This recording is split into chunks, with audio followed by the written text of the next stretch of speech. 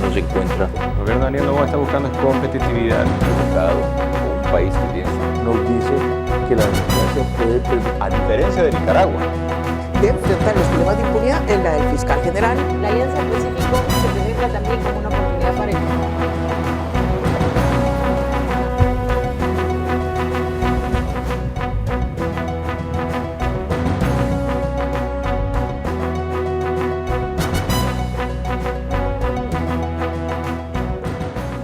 Un gusto volver a estar con ustedes en el espacio Fernando Aguayo América. Cordiales saludos a quienes nos ven a través de la señal de Mega TV en la Florida, Estados Unidos, por Vito TV en el Ecuador y por OnePlus TV en el Ecuador y en el mundo. Hoy tenemos como invitado al doctor Daniel Curi. Vamos a dialogar con él sobre la situación del país. Gracias por estar con nosotros. Muy buenas. Los casos Encuentro, Metástasis, Purga y otros más tienen que arrojar resultados finales. Al momento están siendo procesados, hay algunos presos, otros fugados, pero entendiendo y observando, porque los delitos han sido cometidos hasta en flagrancia, si se quiere. ¿Cuándo vemos el resultado final? Esto es, quitarles toda la riqueza mala vida y por supuesto que hayan sentencias ejemplares, no que les dicten una sentencia de 4 años y al año están libres gozando orondos de la riqueza mala vida. ¿Cómo se logra esto, doctor? Claro, ahí vienen dos problemas diferentes, ¿verdad? El primero es en cuanto a la legislación penal per se y a todos los beneficios penitenciarios que se dan. Entiendo que una de las cosas que se ha buscado por parte del legislativo es quitar esos beneficios penitenciarios para muchos de los delitos, especialmente los delitos de corrupción. Por ahí hay una línea de debate. Pero por el otro lado está la discusión con respecto a la ley de extinción de dominio, ¿verdad? De los cambios que han habido, de los malos cambios que han habido y cómo se ha mal concebido esa ley, ¿verdad? Que termina siendo una ley que no aterriza realmente a su propósito. Usted puede ver cómo en muchos países, por ejemplo, como en Estados Unidos, solamente Texas ha recuperado millones de dólares solamente con la recuperación de activos producto del delito. ¿Sí? Y eso ayuda a financiar al propio sistema de justicia. Es más, en algunos condados, algunas localidades de policía se financian principalmente de eso, porque logran activarlo bien. En cambio, acá se está pidiendo una sentencia y se está pidiendo otros requisitos que no le permiten entonces al operador de justicia poder recuperar correctamente los activos. Tiene presentación el que, por ejemplo, un procurador general del Estado, si le preguntan cuánto ha recuperado el Ecuador de la delincuencia organizada, de los actos de corrupción al más alto nivel, y no puede dar una respuesta, y más aún sabemos que es una mínima cuantía la que ha recuperado el Ecuador. Digo, no tiene presentación aquello, porque son autoridades que están ahí al frente del Estado ecuatoriano, como abogados del Estado, pero no rinden cuentas. Sí, y el mayor problema es que le falta proactividad, porque recién dicen, a ver... A eso me refiero, doctor. Rindan cuentas sobre la falta de proactividad. Exacto, entonces el cambio que tienen que hacer es ser más proactivos todas estas instituciones, ¿verdad? Crear justamente oficinas o departamentos que se encarguen únicamente de eso y con personas especializadas, ¿verdad? Y si ellos no tienen experiencia, pues consigamos una comisión en el exterior, similar a lo que pasó en Guatemala, como la CICIG, pero una CICIE, ¿verdad? Una comisión contra la impunidad que busque justamente con personas especializadas para la recuperación de activos y luchar contra la corrupción y que definitivamente pues se vaya en contra de cualquier funcionario corrupto dentro de la nación. Desde hace mucho tiempo he planteado la necesidad de la creación de la comisión que provenga desde las Naciones Unidas, similar a la comisión que llegó a Guatemala, que tuvo resultados muy importantes, porque al presidente en funciones, Otto Pérez Molina, le metieron a la cárcel, lo propio a la señora vicepresidenta, y luego a ministros de Estado y también a jueces, y otros expresidentes también fueron a la cárcel. Es lo que hace falta en el Ecuador, ya no seguir pidiendo como lo hacemos algunas personas sino que esto sea una realidad y el planteamiento venga del propio presidente de la República hacia las Naciones Unidas. Sí, por supuesto, lo necesitamos más que nunca. ¿Por qué? Porque podemos contar con gente que tenga la experiencia, que tenga la metodología, que tenga todo ese bagaje que a nosotros nos falta, ¿verdad? Tenemos una ley mal hecha, recién en sus inicios, ¿verdad? Pero en cambio hay gente en el exterior que tiene una vasta experiencia con esto de aquí, contra la lucha contra la corrupción, contra la impunidad y mucho más, porque va a ser una persona, un tercero desinteresado. ¿Cuál es el problema que tenemos aquí? Que siempre va a existir, que cuando actúa una autoridad, siempre le van a tachar de que está jugando con tiempos políticos, o de que por qué a unos sí y a otros no, de que oculta información. En cambio, si tenemos a una comisión externa, internacional, definitivamente no va a estar bajo ninguna agenda política y le va a ir a cualquier persona, caiga quien caiga, esté o no en funciones.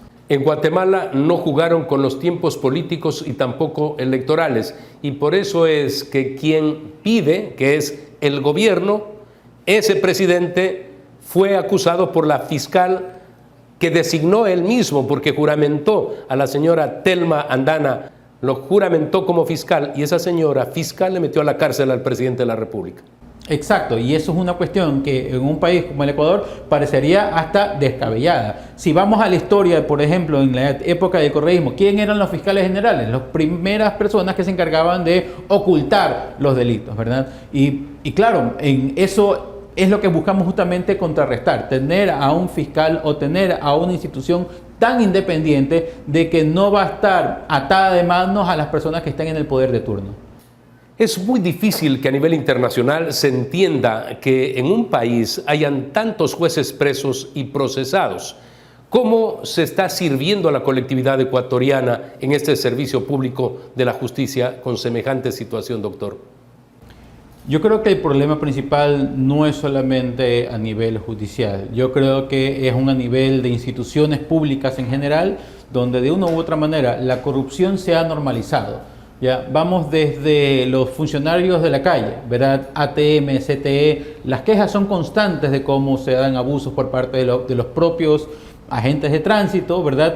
Y por otro lado también está la normalización de la propia sociedad, donde nosotros, bueno, pues les damos a ellos las coimas y nos quedamos callados, porque parece ser como es algo normal, pero llega un punto en que la extorsión por parte de los funcionarios públicos empieza a ser tan grande que ya la sociedad empieza a crear un rechazo acumulado de tantos años de esta situación. Lo que ha sucedido con los últimos casos, Metástasis y Purga, solamente es como un reflejo a nivel superior de esta corrupción que ha estado tan entrañada en nuestra sociedad.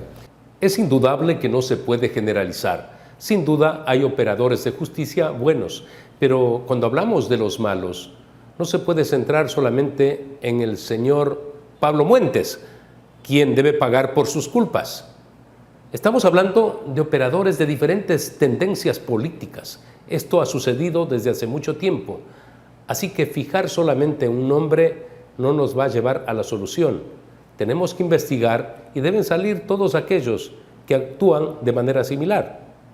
Por supuesto, y ojo que Muentes, no tengo conocimiento si lo han echado o no del partido, nadie ha dicho que la justicia, en algún momento en mi carrera profesional, que la justicia era limpia, incorruptible, ni nada parecido. Siempre han habido críticas a la función judicial, a los jueces a todo nivel, y ahora lo que tenemos que es un reflejo de eso de ahí. Vemos como hay vocales del Consejo de la Judicatura, incluso su expresidente del Consejo de la Judicatura en prisión. Vemos que hay jueces de la Corte Nacional, jueces de Corte Provincial del Guaya, jueces de primer nivel, fiscales, policías, ¿verdad? Todo lo que viene a ser estos funcionarios del servicio de justicia que se han encontrado enmarcados en una trama de corrupción, una de las tantas.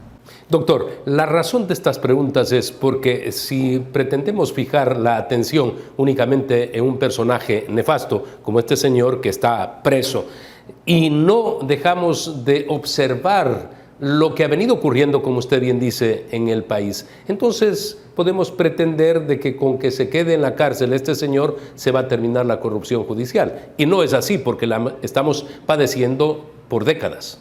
No, no es así, ¿verdad? Es más, puede ser de que lo que hagan los corruptos es aumentar las tarifas, porque van a decir, ahora hay más riesgo.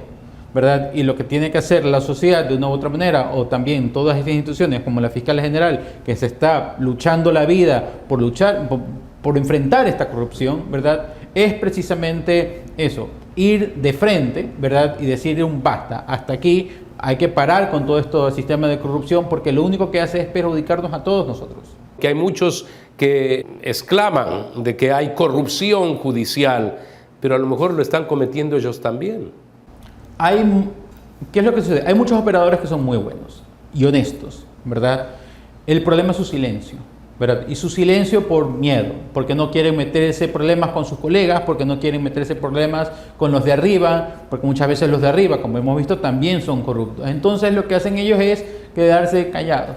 ¿Qué es lo que se tiene que hacer para contrarrestar esto? Pues tener un sistema que permita hacer denuncias anónimas de funcionarios contra sus propios colegas, ¿verdad?, sin que eso les vaya a implicar entonces algún tipo de problema para ellos. Y este tipo de sistemas de whistleblowing, por ejemplo, o canales de denuncias internas dentro de la propia administración pública, debería de tener además algún tipo de recompensa para el funcionario que denuncia. ¿Cómo se pueden lograr resultados diferentes con las mismas personas? Si el formato de designación de los jueces es manejado por quienes ya eligieron a otros que ahora son procesados, entonces las cosas no van a cambiar. ¿Cómo hacer para que haya una reestructuración absoluta en el sistema de justicia desde la designación? Es muy complicado.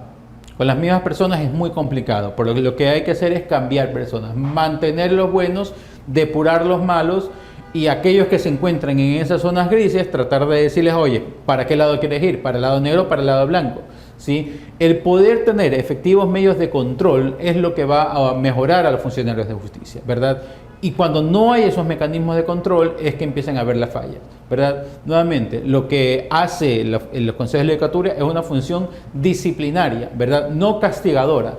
Por lo tanto, lo que quiere hacer es disciplinar, tratar de mantener una mejor disciplina y tratar de mejorar el sistema de justicia. Cuando eso se le convierte en una forma de sanción únicamente, ¿verdad?, no sirve de nada.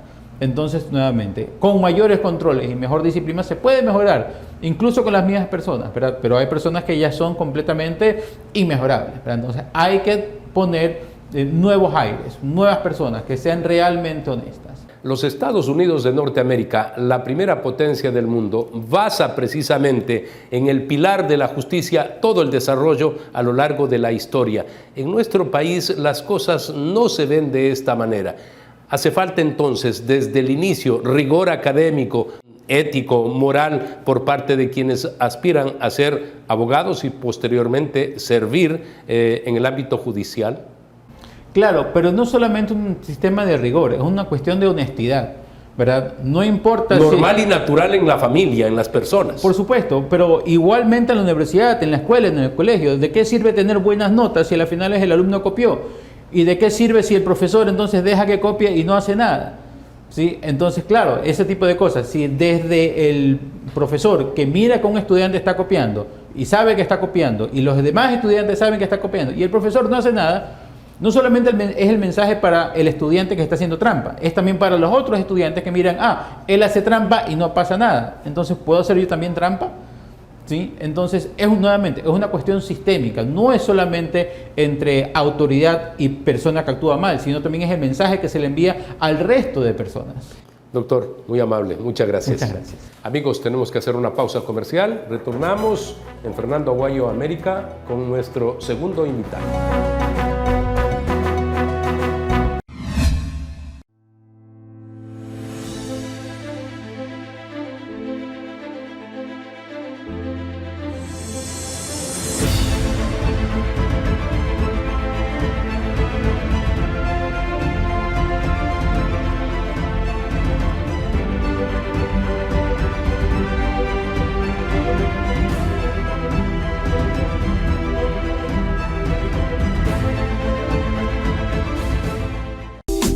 Verde Fruit, el camino para acercar los productos de América Latina a los Estados Unidos.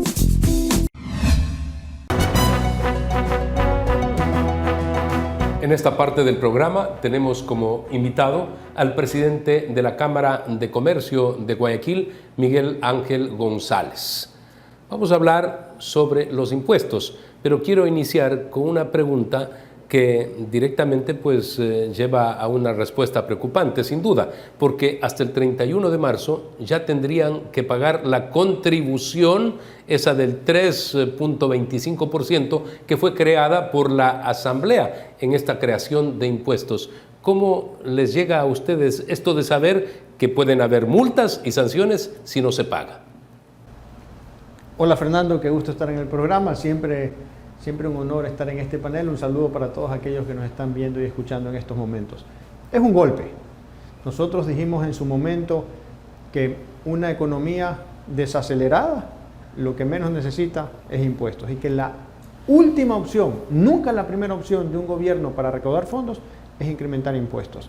Eso siempre es contraproducente para la economía. Por eso lo dijimos en su momento, dijimos que hay otras vías para hacerlo. Si necesitan fondos para la seguridad, lo cual es legítimo, todos estamos unidos en esta lucha por la seguridad, hay otras vías. Dijimos en su momento, focalización de subsidios, la lucha contra la evasión tributaria, organismos internacionales hablan de 1.500, 2.000 millones de dólares ahí, las compras públicas, que las compras del Estado se hagan a precios de mercado, no de negociado, también ahí hay 1.500, 2.000 millones de dólares, la reducción del tamaño del Estado, es decir, otras vías. Y si es que hacer esos cambios estructurales puede tomar un tiempo, en la práctica podría ser, es cierto, nosotros decíamos que estábamos dispuestos a volver a arrimar el hombro con un incremento del IVA, pero que sea temporal para que se pueda cubrir los costos de la seguridad y luego volver a la normalidad. Mi pregunta, decía yo, y calificaba como preocupante, porque ustedes pusieron una demanda de inconstitucionalidad a la creación de los impuestos, pero reitero, los efectos ya de sanción pueden venir a partir del 31 de marzo. Sí, nosotros pusimos una demanda con un solo objetivo: defender la seguridad jurídica en nuestro país. Hoy estamos todos luchando contra la inseguridad en las calles. Está bien. También hay que estar unidos para luchar contra la inseguridad jurídica.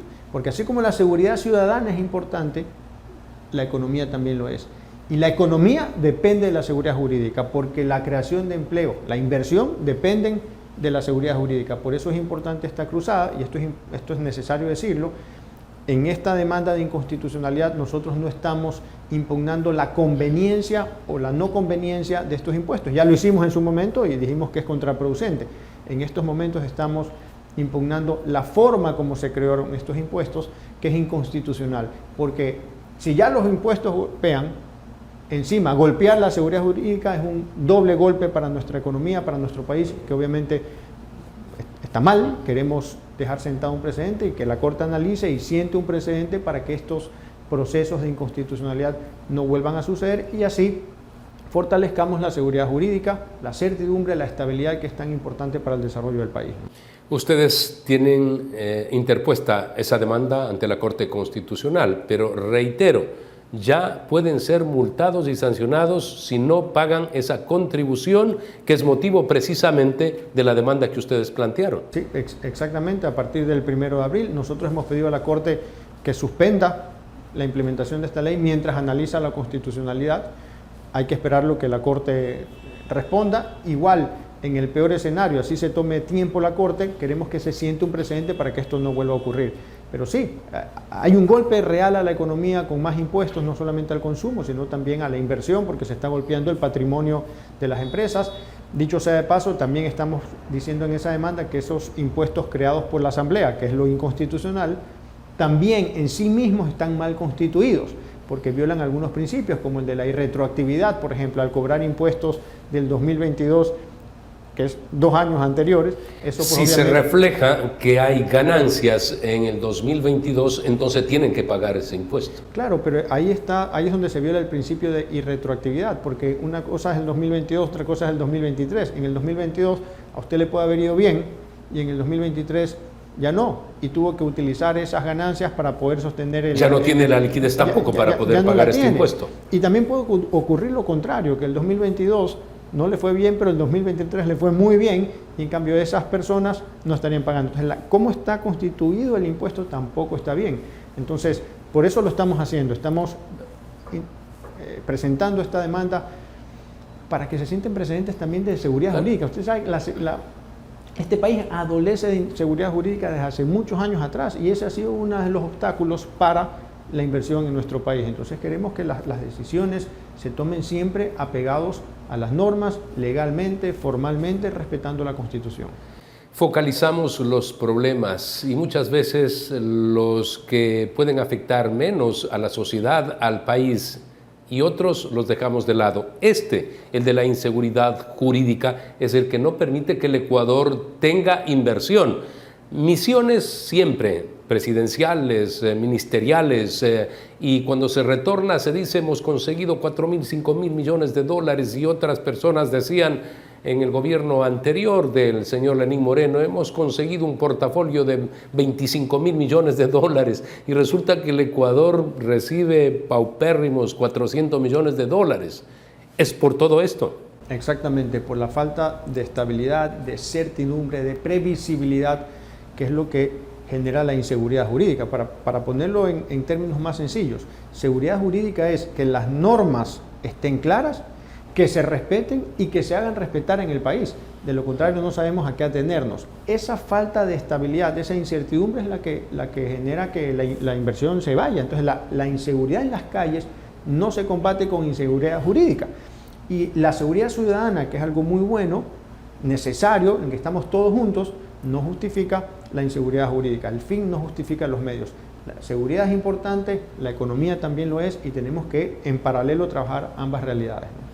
Tenemos que hacer un corte comercial, retornamos, vamos a seguir haciendo este análisis sobre la base de los impuestos, la actividad comercial, qué es lo que está pasando en estos meses, qué va a suceder en este 2024.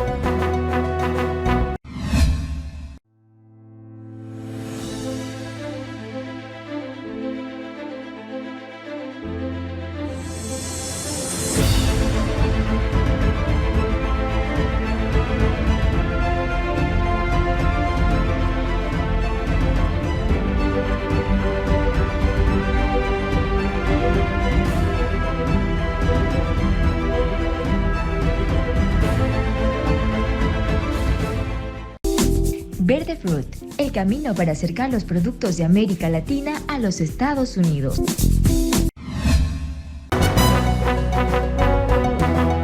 Tiene que mejorar el entorno social, económico de la población.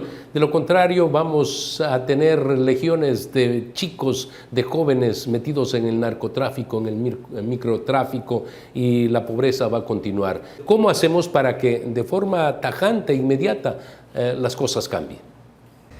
Para generar estabilidad no es una sola acción, ni depende de un solo actor de la sociedad civil. Realmente necesitamos un consenso nacional, un acuerdo, un apuntar todos en la misma dirección. Tiene que haber un primer paso. Sí, definitivamente, un primer paso, un compromiso general de que las normas se respeten y que hagamos siempre las cosas por la derecha, no torcidas, no informalmente, sino formalmente, haciendo las cosas por la derecha, y obviamente la clase política que tome conciencia que lo que ellos hagan o dejen de hacer influye directamente en el nivel de inversión que hay en nuestro país. Por eso es tan necesario este tipo de acciones que dejen sentado un precedente por la seguridad jurídica. Ese es el objetivo principal y creo que es importante decirlo, Fernando.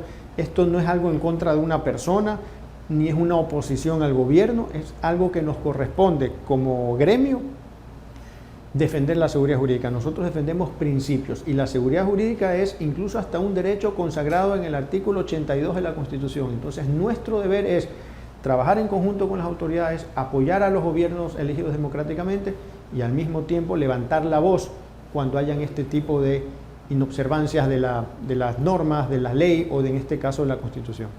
¿Han tenido reuniones con el presidente de la República? ¿Está planificada alguna para tratar estos temas? Al margen de que el Ecuador esté en guerra en contra de los terroristas o que pronto venga una consulta popular y más tarde una elección. ¿Ha habido esas iniciativas? Todavía no hemos tenido una reunión con el presidente de la República como gremios empresariales, la hemos solicitado ya. Entendemos que se está trabajando incansablemente, a full, y que están atendiendo diferentes temas, lo entendemos muy bien. Hemos tenido algunas reuniones con algunos ministerios, pero me parece importante que podamos tener esta reunión para alinear objetivos, para generar sinergias. Al final, lo que cualquier país, más aún Ecuador con nuestra situación, necesita este trabajo conjunto entre sector público y sector privado para resolver los problemas que nos aquejan.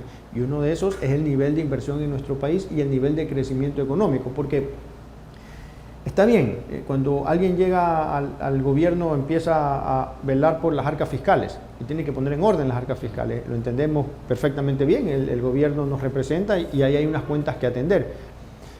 Pero poner en orden las arcas fiscales se tiene que hacer sin desordenar las arcas empresariales, las arcas ciudadanas de alguna manera, porque esas son las que van generando el empleo que tanto necesita nuestro país. Entonces hay que apostarle a que la economía crezca. Crecimiento proyectado por las mismas autoridades de 0.8%. Eso es insuficiente para lo que necesitamos, más aún cuando la población crece a tasas más altas. O sea, un país que pasa del tercer mundo al primer mundo debe crecer a 2 dígitos, como lo hicieron los países que pasaron rápidamente del tercer mundo al primer mundo. Entonces, la apuesta del Ecuador tiene que ser al crecimiento económico, no solamente a estabilizar las finanzas. Hay que buscar cómo en paralelo impulsamos al sector productivo, porque aquí a veces nos hablan de empleo. En general, las autoridades, ¿no? Gobiernos anteriores, este gobierno, la necesidad de crear empleo, pero empleo solamente se crea con inversión y con crecimiento económico. No hay otra forma. Nadie contrata si la economía no está... Además, el Estado, para poder recibir más recursos, más dinero de impuestos, tiene que promover precisamente el que haya ese crecimiento económico comercial. Es la única manera. De lo contrario, no van a poder recibir lo que tenían pensado o presupuestado. Mayor recaudación, no vía incremento de impuestos, sino vía crecimiento económico. Porque cuando crece la economía, pues también se cobran más impuestos. Eso es lo responsable, eso es lo acertado que tiene que hacer el país si queremos generar bienestar para todos, porque nosotros vivimos de la economía, todos vivimos de la economía. Entonces, si queremos crear empleo, las empresas actuales tienen que crecer, si no, no van a contratar. O deben crearse nuevas empresas, si no, tampoco se contrata. Entonces, en este país también hay que ser claros, no es solamente una solución específica, hay que corregir muchos temas para poder generar un país atractivo a la inversión. No es solamente una medida mágica que si cambiamos eso todo mejora. O sea, en el fondo son varios temas, ¿no? Para que el país sea atractivo a cualquier tipo de inversión, no solamente las que usted decía, de los que van los gobiernos y consiguen por propia cuenta, sino el país necesita un aluvión de inversiones, de todo tipo, grandes, medianas, miles de pequeñas inversiones, o sea, que haya dinamismo económico, y para eso hay que hacer que Ecuador sea atractivo. Empezando por la seguridad jurídica, por la estabilidad, por eliminar la tramitología, por no cargar más de impuestos al sector productivo, que es quien genera pues, los bienes, los servicios, los impuestos, y una serie de acciones que haga que Ecuador sea un lugar atractivo, para que cualquiera de los ecuatorianos invirtamos o para que el inversionista extranjero venga también a invertir al país. Es indudable que todos respaldamos las acciones para pacificar, para generar seguridad en el Ecuador. Por otro lado, en entrevistas como esta se plantea la necesidad de buscar también la seguridad jurídica. Del caos podemos salir con la contribución de todos. Siempre dispuestos a apoyar, siempre dispuestos a contribuir, a dar más de lo que nos correspondería. Nuestro lema hoy es una visión país. Si queremos sacar adelante al Ecuador, tenemos que todos pensar en lo que le conviene al país, siendo capaces de ponernos de acuerdo, también de saber ceder y desprendernos también de objetivos individuales o intereses individuales, pudiendo poner los intereses comunes por encima de los intereses individuales, porque al final también cuando al país le va bien, pues a todos nos va bien. Muchas gracias por haber estado en nuestro programa. Recuerden ustedes que tienen en la próxima semana una cita con Fernando Aguayo América a través de Mega TV en la Florida, Estados Unidos, por Vito TV en el Ecuador y por OnePlus TV en el Ecuador y en el mundo.